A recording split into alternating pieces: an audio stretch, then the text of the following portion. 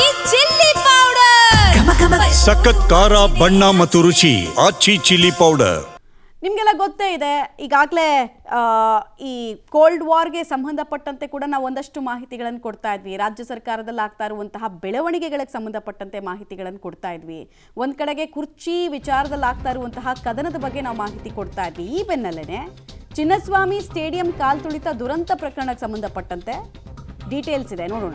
RCB ಫ್ಯಾನ್ಸ್ಗೆ good news ಕೊಡುತ್ತಾ ಸರ್ಕಾರ ಅನ್ನೋ ಪ್ರಶ್ನೆ.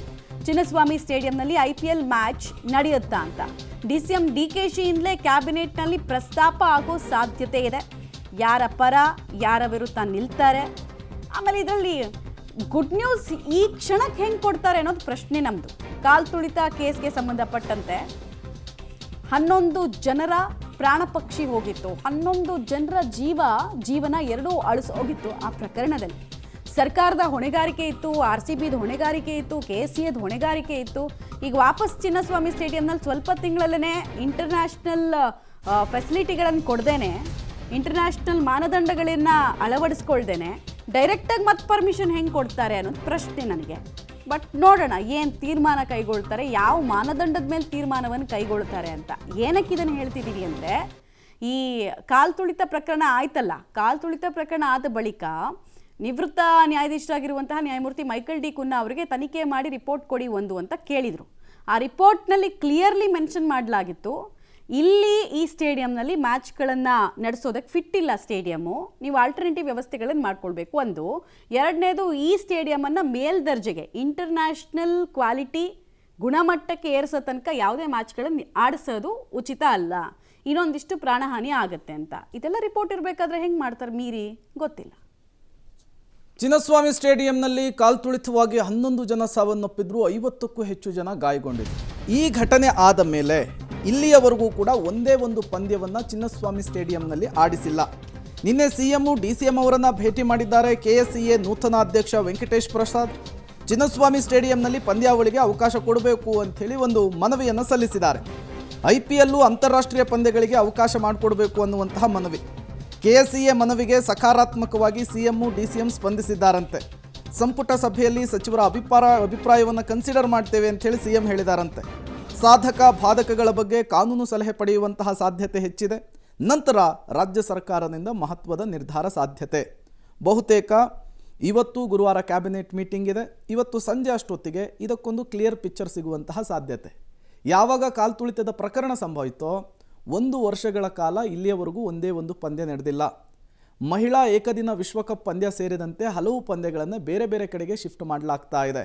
ಈಗ 2026 ಮತ್ತೆ IPL ಬರ್ತಾ ಇದೆ.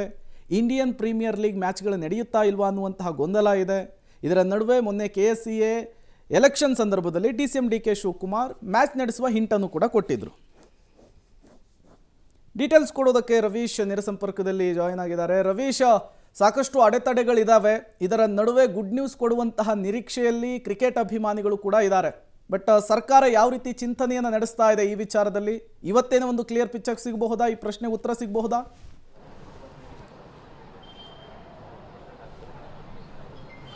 ಪ್ರೇಮ್, ಪ್ರಮುಖವಾಗಿರ್ತಕ್ಕಂಥದ್ದು ಎಲ್ಲ ಒಂದು ಕಡೆ ಮೈಕಲ್ ಡಿ ಕುನ್ನಾ ಅವರ ವರದಿಯ ಅಂಶಗಳನ್ನು ಕೂಡ ಕ್ಯಾಬಿನೆಟ್ ಗಮನಿಸುವಂತಹ ಸಾಧ್ಯತೆ ಇದೆ. ಯಾಕೆಂದರೆ ಈಗಾಗಲೇ PWD ಇಲಾಖೆ KSCAಗೆ ಈಗ ಒಂದಾಗಲೇ ಔಪಚಾರಿಕವಾಗಿ ಒಂದು ನೋಟಿಸನ್ನು ಕೂಡ ಕೊಟ್ಟಿದೆ. ಅಂದರೆ ಸಮಗ್ರ ರಚನಾತ್ಮಕವಾದ ಫಿಟ್ನೆಸ್ಸನ್ನು ನಮಗೆ ಕೊಡಬೇಕು, ಪರೀಕ್ಷೆ ಮಾಡಿ ನಮಗೆ ವರದಿಯನ್ನು ಸಲ್ಲಿಸಬೇಕು ಅಂತೇಳಿ. ಹಾಗಾಗಿ ಆ ಒಂದು ಸಮಗ್ರ ರಚನಾತ್ಮಕವಾದ ಫಿಟ್ನೆಸ್ ವರದಿಯನ್ನು ಒಂದು KSCA ಸಲ್ಲಿಸಿದೆಯಾ ಅನ್ನೋದ್ರ ಬಗ್ಗೆ ಕೂಡ ಇನ್ನೂ ಕೂಡ ಸ್ಪಷ್ಟವಾದ ಮಾಹಿತಿ ಇಲ್ಲ. ಆದರೆ ಎಲ್ಲ ಒಂದು ಕಡೆ 17 ಎಕರೆ ಪ್ರದೇಶದಲ್ಲಿರ್ತಕ್ಕಂಥ ಈ ಒಂದು ಕ್ರೀಡಾಂಗಣ ಅಂತಾರಾಷ್ಟ್ರೀಯ ಮಾನದಂಡಗಳಿಗೆ ಯೋಗ್ಯ ಅಲ್ಲ ಅಂತ ಆ ಒಂದು ಕುನ್ನಾ ಅವರ ವರದಿಯಲ್ಲಿ ಕೂಡ ಸ್ಪಷ್ಟವಾಗಿ ಈಗಾಗಲೇ ನಮೂದಿಸಿದ್ರು. ಜೊತೆಗೆ ಎಲ್ಲ ಒಂದು ಕಡೆ ಇನ್ನು ಮುಂದೆ ಅಂತಾರಾಷ್ಟ್ರೀಯ ಪಂದ್ಯಗಳನ್ನು ಆಡಬಾರ್ದು ಮತ್ತು IPL ಪಂದ್ಯಗಳನ್ನು ಆಡಬಾರ್ದು ಅಂತ ಕೂಡ ನಿಷೇಧ ಮಾಡಿದರು. ಆದರೆ ಈಗ DCM DK ಶಿವಕುಮಾರ್ ಅವರು ಎಲ್ಲ ಒಂದು ಕಡೆ ಸಕಾರಾತ್ಮಕವಾಗಿ ಈ ಒಂದು ವಿಚಾರವನ್ನು ಕ್ಯಾಬಿನೆಟ್ ಮುಂದೆ ಇಡುತ್ತೇವೆ, ಪಾಸಿಟಿವ್ ರಿಸಲ್ಟ್ ಬರುತ್ತೆ ಅನ್ನೋ ಸುಳಿವಿನೊಂದಿಗೆ ಮಾತನಾಡಿದ್ದಾರೆ. ಆದರೆ ಅದು ಅಷ್ಟು ಸುಲಭನ ಖಂಡಿತವಾಗಿಯೂ ಕೂಡ ಎಲ್ಲ ರೀತಿಯ ಆಯಾಮಗಳನ್ನು ಕೂಡ ಒಂದು ರೀತಿಯಲ್ಲಿ ಚರ್ಚೆ ನಡೆಸಿ ಒಂದು ಸರ್ಕಾರ ಅಂತಿಮ ನಿರ್ಧಾರ ತೆಗೆದುಕೊಳ್ಳುವಂತಹ ಸಾಧ್ಯತೆ ಇದೆ. ಒಂದು, ಚಿನ್ನಸ್ವಾಮಿ ಸ್ಟೇಡಿಯಂನಲ್ಲಾಗಂಥ ಕಾಲ್ತುಳಿತ ಪ್ರಕರಣ ಮತ್ತು ಅದರಿಂದ ಆಗಿರ್ತಕ್ಕಂಥ ಲೋಪದೋಷಗಳು ಈಗ ಸರಿಯಾಗಿದೆ ಅನ್ನೋದು, ಜೊತೆಗೆ ಈಗ PWD ಇಲಾಖೆ ಕೊಟ್ಟಿರ್ತಕ್ಕಂಥ ಒಂದು ನೋಟಿಸ್ ಏನಿದೆ ಆ ನೋಟಿಸ್ಗೆ ಈ ಒಂದು KSCA ಸಮಗ್ರ ರಚನಾತ್ಮಕ ಫಿಟ್ನೆಸ್ ಹೇಗಿದೆ ಅನ್ನೋದನ್ನು ಕೊಡುತ್ತೆ ಅನ್ನೋ ಆಧಾರದ ಮೇಲೆ ಕ್ಯಾಬಿನೆಟ್ ತೀರ್ಮಾನ ತೆಗೆದುಕೊಳ್ಳುವಂತಹ ಸಾಧ್ಯತೆ ಇದೆ. ಜೊತೆಗೆ ಕಾನೂನಾತ್ಮಕ ಅಂಶಗಳನ್ನು ಕೂಡ ಪರಿಗಣಿಸ್ತಾರೆ. ಯಾಕೆಂದ್ರೆ ಇನ್ನು ಕೇಸ್ ನಡೀತಾ ಇದೆ. ಈ ಒಂದು ಕೇಸ್ ಸಂದರ್ಭದಲ್ಲಿ ಏನಾಗ್ಬೋದು, ಈ ಸಂದರ್ಭದಲ್ಲಿ ನಾವು ಅಂತಾರಾಷ್ಟ್ರೀಯ ಪಂದ್ಯಗಳಿಗೆ ಅಥವಾ IPL ಪಂದ್ಯಗಳಿಗೆ ಸ್ಟೇಡಿಯಂನ ಕೊಡಬೇಕಾ ಬೇಡವೋ ಅನ್ನೋದ್ರ ಬಗ್ಗೆ ಕೂಡ ಕಾನೂನಾತ್ಮಕ ಸಲಹೆಗಳನ್ನು ಕೂಡ AG ಅವರಿಂದ ಪಡೆದುಕೊಂಡು ತದನಂತರ ಒಂದು ಅಂತಿಮ ತೀರ್ಮಾನಕ್ಕೆ ಬರ್ತಾರೆ. ಯಾಕೆಂದ್ರೆ ನಿನ್ನೆ ವೆಂಕಟೇಶ್ ಪ್ರಸಾದ್ ಅವರು CM ಮತ್ತು DCM ಇಬ್ಬರು ಕೂಡ ಭೇಟಿಯಾಗಿ ಇಲ್ಲ ಅವಕಾಶ ಮಾಡಿಕೊಡ್ಲೇಬೇಕು, ಎಲ್ಲಾ ರೀತಿಯ ಕ್ರಮಗಳನ್ನು ನಾವು ತೆಗೆದುಕೊಳ್ತೇವೆ ಅನ್ನೋ ಕೂಡ ಹೇಳಿದ್ದಾರೆ. ಹಾಗಾಗಿ ಆ ಸಂದರ್ಭದಲ್ಲಿ ಮೌಖಿಕವಾಗಿ CM ಮತ್ತು DCMಗೆ ಸ್ಟೇಡಿಯಂನ ಒಂದು ಸುರಕ್ಷತೆ ಬಗ್ಗೆ ಒಂದು ರೀತಿಯಲ್ಲಿ ಈಗಾಗಲೇ ವರದಿಯನ್ನು ಕೊಟ್ಟಿದ್ದಾರೆ ಅಂತ ಹೇಳಲಾಗ್ತದೆ. ಆದರೆ ರೈಟಿಂಗ್ ಅಲ್ಲಿ PWD ಇಲಾಖೆ ಕೊಟ್ಟಿರ್ತಕ್ಕಂತಹ ಒಂದು ಔಪಚಾರಿಕ ನೋಟಿಸ್ಗೆ ಯಾವ ರೀತಿ ಫಿಟ್ನೆಸ್ ಅನ್ನ ಒಂದು ಪರೀಕ್ಷೆ ಮಾಡಿ ಕೊಟ್ಟಿದ್ದೀವಿ ಅಂತ ಹೇಳ್ತಾರೋ ಅನ್ನೋ ಆಧಾರದ ಮೇಲೆ ಇವತ್ತಿನ ಕ್ಯಾಬಿನೆಟ್ನಲ್ಲಿ ತೀರ್ಮಾನ ಆಗುವಂತ ಸಾಧ್ಯತೆ ಜಾಸ್ತಿ ಇರುತ್ತೆ. Prem, okay, thank you Ravish ತಮ್ಮೆಲ್ಲ ಮಾಹಿತಿಗಾಗಿ. ಚಿನ್ನಸ್ವಾಮಿ ಸ್ಟೇಡಿಯಂನ ಸ್ಟ್ರಕ್ಚರ್ನಲ್ಲೇ ಫಾಲ್ಟ್ ಇದೆ. ಅಂದರೆ ಫೈರ್ ಬ್ರಿಗೇಡು ಎಂಟ್ರಿ ಆಗೋದಕ್ಕಾಗಲ್ಲ ಡೈರೆಕ್ಟಾಗಿ ಅಗ್ನಿ ಅನಾಹುತಗಳು ಒಳಗಡೆ ಆದಾಗ ಅಂತ ಸ್ಟ್ರಕ್ಚರ್ ಬಗ್ಗೆನೇ ಹಲವರದ ಆಕ್ಷೇಪ ಇದೆ.